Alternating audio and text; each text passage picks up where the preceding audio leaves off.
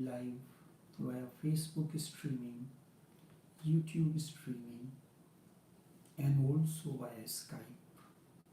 Each one of you is welcome to this live streaming from wherever you are connecting to us in our studios in Trinidad. Last week was the celebration of Guru Purnima, and I had spoken a little bit, but it is a continuation of this same. Guru Purnima, the master disciple communion or epitome. It has two faces. Just as Sufis use two words, Fana fi ul Sheikh and Fana fi ul Murid. Fana means dissolution, absorption, dissolving. Fana fi ul Sheikh. The disciple merges his identity in that of the master, the Sheikh. This is Fana fi ul Murid, Fana fi ul Sheikh. Then the journey continues. A state comes that the disciple becomes so obedient. Obedient is the wrong word to use. Reaches to a stage where he desires nothing, he asks nothing, he simply likes the company of the master. Then the second stage comes, Fana fi ul Murid. It is very easy to find Fana fi ul Sheikh. But the disciple has attained that state that master starts thinking about him, or master dissolves in him. Fana fi ul Murid. And these are the two shores. Between them, the river of master-disciple communion flows. I had explained one side, and the other side is also important. The first side, according to the phase of the moon, it is known as from new moon to full moon. And it is in the month of rainy season, when there are clouds in the sky floating, the light is much less, there is darkness. This symbolizes the inner state of the seeker. There are clouds of doubt, ignorance, lack of understanding. There is less light that can penetrate through the dense clouds of ignorance and things related to that. From new moon, it goes through these 16 phases of its growth. The moon is beginning to grow. New moon is like a streak. Then it continues until it reaches the full moon. The disciple is in his ignorance.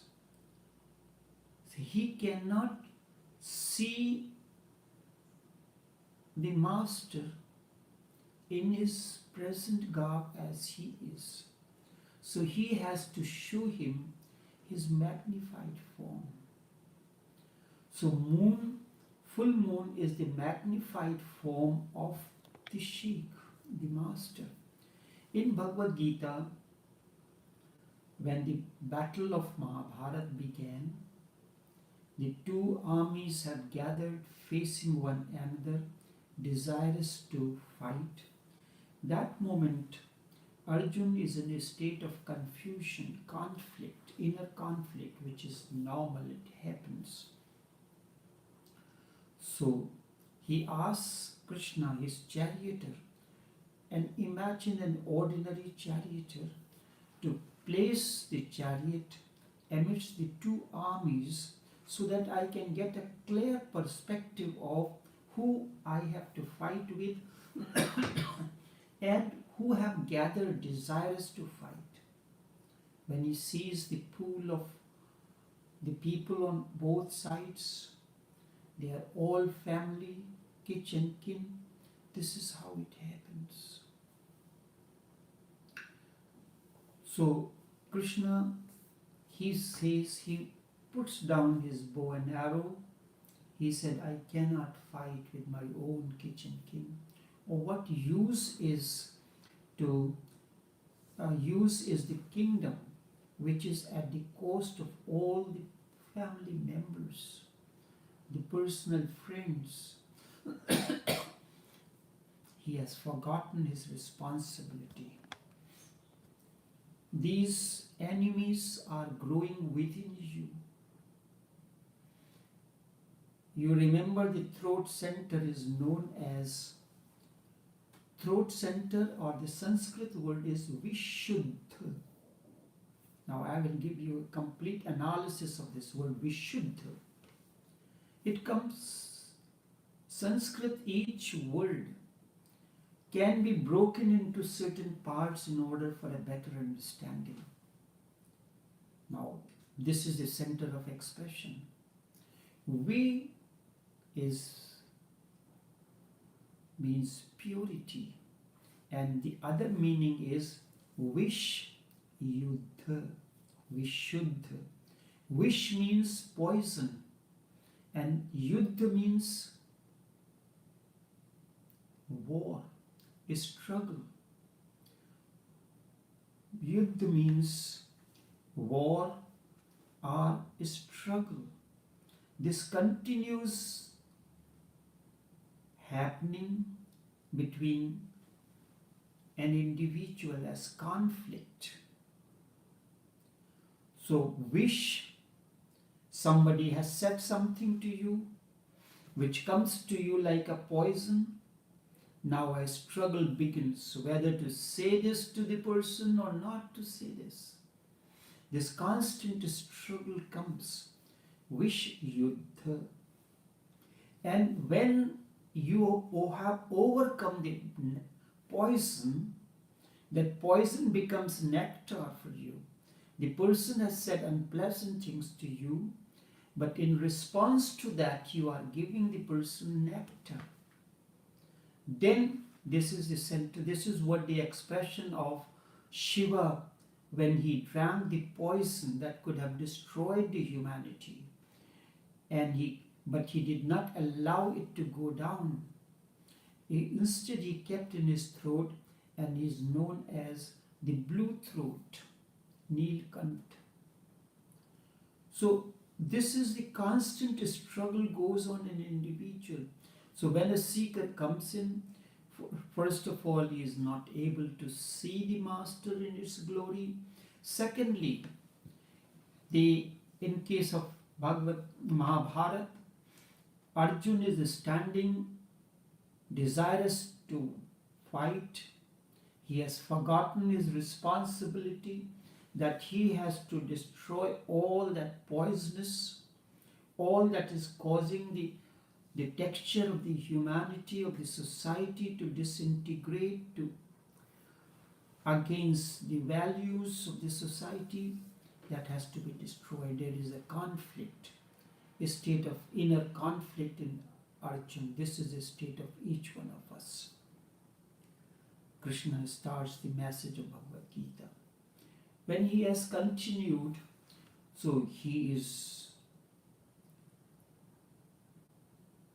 bemused at the intelligence, the understanding, the way of expression of Krishna. So a stage comes, he says, that I want to see your magnified form. You are standing in front of me as a charioteer, as a man, one like me, but I want to see your magnified form. So Krishna shows him the magnified form where everything evolves out of him and everything dissolves in him. This process continues ere long.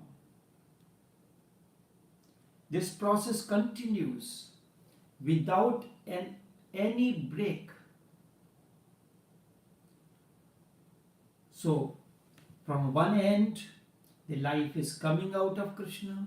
From the other end, all those people who are dissolving in him, he says, I am the wherever you see the duality, good and bad. So you choose good or bad, depending on your life. Krishna says, I am both good and bad. I am day and night. I am right and wrong. I am low and high. I am neither low nor high. The wall never says I am low or I am high. Does it say so? It says I am high as well as low. I am day and night both. I am not one. So in order to do that, Krishna shows his magnified form. He is bemused, struck dumb that all these things are in my friend who is standing in front of me like an humble servant. He is driving my chariot, and look at his way of awakening the understanding which is at the peak. It is the crescendo. No one can match his intelligence, and yet still he is standing in front of me like an humble servant, serving me as a charioteer. So for that, this first phase comes in. The waning of the moon through the various 16 stages, then he sees the magnified form in the form of moon. This is what it is. This is what the master is, a light, awakening. But he has to come down to your level as an individual so that you can feel he is one like me, he walks like me, he talks like me, he does everything like me. And then you can say, yes, if he can be that, I can be that also. So he becomes a source of inspiration to you. He is an ordinary person, he is doing his job, he is doing everything. And he says, there is nothing for me to attain in this three universe. Yet still I have to create an example. I have to create an example how a person should work in an office, how a person should engage in business, how a person should interact as a head of the family in the house, how a person should interact as a husband, as a wife, as a mother, as a father. All these things are in me. I have to reflect you so that you can learn how to be a father, how to be a mother, how to be a friend. Ram shows all these aspects. How to be an obedient father, how to be an obedient son, how to be a loving husband, how to be a brother, how to be a king. Every aspect of life he shows. That is what the ideal form of Ram is there. So a master shows you all those things, yet still he stands in front of you, desirous to help you to grow into you. A mother knows everything, yet still she plays innocent in front of the child.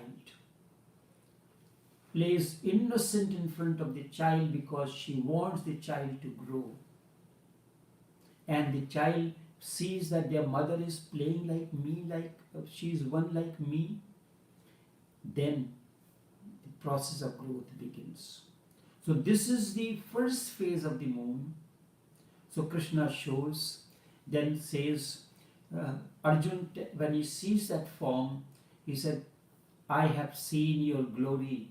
I have understood everything that you had been telling me that. because you have shown me through this magnified form that you have exhibited at this moment.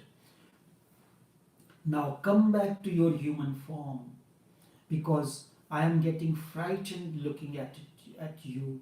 I cannot constantly gauge at you in that magnified form. So come back. So Krishna retreats back to the human form, and the process continues.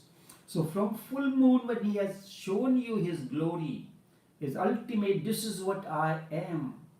This is what the ultimate peak is. This is what the Himalayan, the mountain, Everest mountain peak is. This is where you have to reach. This is what you have to be. But you have to go through the process. You have to do the mountain climbing. I do not have to climb the mountain, because I am already at the crescendo, at the peak. I have to descend down. Take hold your hand and take you with me to where I am. So he starts coming down from it. You have a guest coming to your house. You want him to come to your office. There are dogs in the yard. The man is afraid with all those things there. He is unfamiliar with the route. So you come out of that. You don't tell him that come inside. He cannot come inside on his own. You go out. You hold his hand. Come and follow me. He says, the dogs? No, don't worry about the dogs. I am there with you. The dogs will not do anything. Just be not afraid of anything. Just be not afraid of anything. This is the consolation that Master gives you when he brings you, takes you with him, along with him on the path, the uncharted path, the mountain climbing. He takes you through the various corridors, various thoroughfares, until he reaches to the office. There he says, you sit down here. Now can I offer you something to drink? This is the first stage. Can I offer you something? You may be tired of the traveling, coming here. So for a moment, the person hesitates, and he says, okay, what you would like to have? Tea or coffee or something cold? So this is the way then the communion begins. This was the way of Jesus. He used to engage in eating and drinking with his disciples, and all the business meetings and important meetings happen over dinner. And then the belly is full, then you can walk through the mind. So now he is descending and you are climbing, going up the ladder. He's coming down. Somewhere he sees what is at what level of growth, ladder of this growth you are. Someone may have attained a certain stage in the process of development, so he is there. He has to be taken from that, from wherever the disciple is, from wherever the disciple is stuck.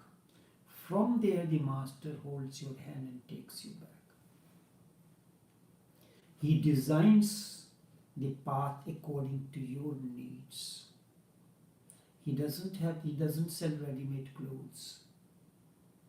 He does custom design each path.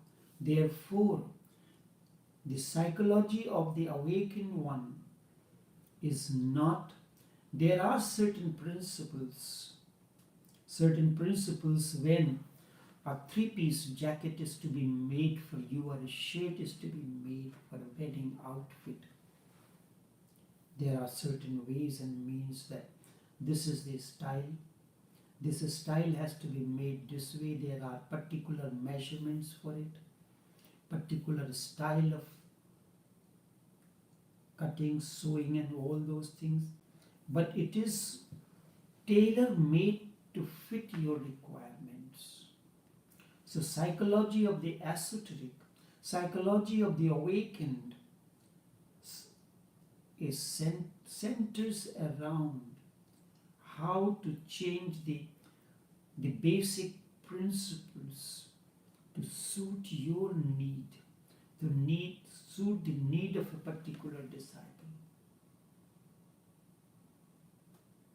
He is custom making things for you. Not that he is giving you something ready-made and then he adjusts. If something is ready-made, it becomes difficult to adjust to your size. It can be done, there's no problem with that, but it is better that when it is custom made for you. So each disciple that comes in the communion of the Master, he is given a custom made path, custom made design, how his progress will continue. Not everyone can grow in the same way. Even if you are a professor in a university, the students that are there, they are at the different levels of understanding, different levels of intelligence. So you suit the things according to them. I recall when I was in the university teaching, there were a student who just needed a telegraphic message, a hint. And that hint is enough for them to do and they will do the rest on their own. They just need the telegraphic message, a hint. And there are others who has to be shown, like even in the art of culinary. You are preparing something. Slice the onion, equal size, sear it until the golden brown. Enough. For someone, what is julienne? What is chiffonade? These are the French terms used in the art of culinary. They are the ways of cutting the vegetables in a particular style. And if you are giving to an expert just a hint, and following that hint he creates the dish the same way. The other one will ask, how long do I have to fry the onion? I have simply told you telegraphically that sear it until it becomes translucent. Right? How long will it take to become translucent? How am I to know what quality of the pot are you using? What is the BTU of your flame? If your stove is lighting like a candle light and your pot is very heavy, I do not know, maybe by the doomsday it may fail. So I simply told you, you put it in the pan, it will depend on the flame of your stove and the thickness of the bottom of the pot that is being used. And the technique is when the onion begins to lose its color, it becomes translucent. That means it has been seared. After that, a little while after, it starts browning. If I have told you to brown the onion or golden fry, that is used in a different art of culinary, when you are using for biryani or the pilau, so it has to be crispy, but When onion changes simply its color, it becomes translucent, then it is soft, not crispy. It is needed for when you are going to make the gravies. It will melt. But when it is crispy, it will not melt. It has a different texture, it has a different taste, and a different purpose where it is to be used. So there are disciples that they need just a telegraphic message. Master gives a message, so the master has to see the level of understanding of the disciple, or wherever, at what level of understanding he is. And this is what he is. You are on the third step of the growth. So I have to take you from the third to take you back to the top of the roof. If you are at another level, then you have to be taken from there. Master comes down from his level, from wherever it is. Just as when somebody, a guest comes in you, either you tie up your dogs, even if the dogs are open, you go out up to the gate and tell the person to follow me, and I'll take you straight into my office where we have to meet and have the meeting, communion, a business meeting.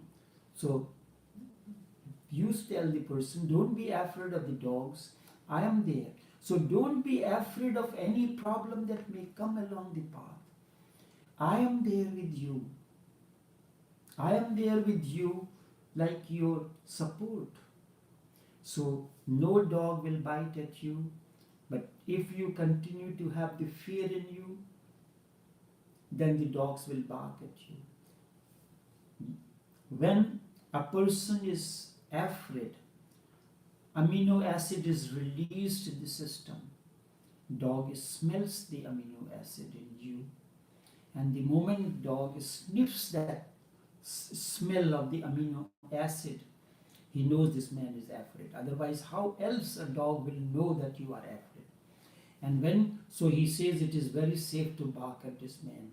So he barks, goes forward, goes back, so watching you very carefully. When he goes forward barking at you, so he sees whether you are retreating or you are standing there firm. If you remain standing firm there without any movement, the dog becomes afraid. He said, this is a wrong person, I cannot do anything with him. So better leave him and go and sit down in my kennel so I can take my rest and finish my food. So this is the nature of the problems that come in you. If the problems are there, and when the problems are there around you, and you snare at them into their eyes, the problems dissolve and vanish. If they control you like a dog, how the dog sniffs amino acid in your system, he knows this man is afraid, I can take charge of him, I can control him. So this is the nature. But you gone to the gate asking the person, come and follow me, I will take you straight with me to the office where we will sit down and have our meetings, our business meeting or whatsoever it is. So you are the consolation for the person. And with that courage that you instill in an individual, the courage that Master instills, his very presence is still his very presence instills the courage and certitude in the disciple. Yes, I can, by following him, by not following, do not follow anyone, but you are coming along with him. You are coming along with him side by side, and that time it gives you tremendous courage in you. That I have many years ago in a graveyard in India, I saw a grave on which it was written an epitaph. I translated in English, look at me, O passers-by. Look at me, O passers-by, as you are now, I was ever. As you are now, I was ever. As I am now, you will be. So the master's presence tells the disciple, one day I was like you, stumbling for the path. There was no ray of light or hope. I was stumbling, searching for a black cat in a dark room. Now that light has dawned on me. I can see clearly with my own eyes. So this was my state. When I have come out of that state, you too will come out of that state. Master is an assurance to the disciple that he too can be one like you one day. But you have to follow the path. You have to continue striving. Without that, it can never happen. Without that, it can never happen. If you do not follow the route that is there, there is a route to go to a particular place. And if you do not follow that, there are ways and means. There are travel apps. The master gives you a travel app that you travel along this path. Up to this, you have to go here. After that, you have to turn left and turn right, and then you will reach your destination. So he gives you a skyograph, a clear plan designed for you, and that is the master-disciple relationship. That is master-disciple communion. Guru Purnima is that occasion of master-disciple relationship. First, it is celebrated in the month of rainy season, when the sky is covered with dark clouds floating vigorously in the sky. Within that, the moon plays the hide and seek. The disciple sometimes sees the moon, sometimes he does not. This is the story of the 10 bulls in Zen, how the man has lost his bull and is looking for the bull in the meadows, in the forest, here and there, everywhere, is not finding. Then somehow the other he start hearing the locust chirping, some other sound coming in. Then he gets a little idea, the little piece of the tail. He says, yes, that is it. So that is the situation of the disciple. To explain this, we have the moon goes through from new moon to full moon through 16 phases, and then it attains the moon. So you get the glimpse of moon, but the moon cannot transform you. The master in that magnified form cannot transform you, as Krishna could not transform Arjun in his magnified form, in his Virat Roop. He has to come down to the level of Arjun, stand up along with him in the chariot, and then give him the message of Bhagavad Gita. So too, the master has to come down from the top of the Panrasis, from the top of the peak, the mountain peak, the peak of consciousness, to your level, and then hold your hand and take you, just as you have gone to the outside gate where the person who has come to meet you is standing afraid of the dogs and unaware of the route, how to reach the office. You go out and hold the hand of the person and says, come along with me, I'll take you. Do not be afraid of these dogs or anything. They will not do anything with you as long as I am there. So only this much for this morning. Until we meet again, take care and do have a pleasant day. The scripture, Lala Upanishad, is in the final stages of publishing. Hopefully, depending on the authors, the editors, they will decide and let me know when this will be published. I have started the work, The Psychology of the Awakened One. What is the psychology of the Awakened One? How does an Awakened One works? There is certain basic rules, then there is specific rules that each master follows. Buddha follows a particular path, particular technique. Zen follows a different route. And then not only that, each master designs the path according to need of the specific student. Only this much for this morning. Until tomorrow, take care and do have a pleasant day.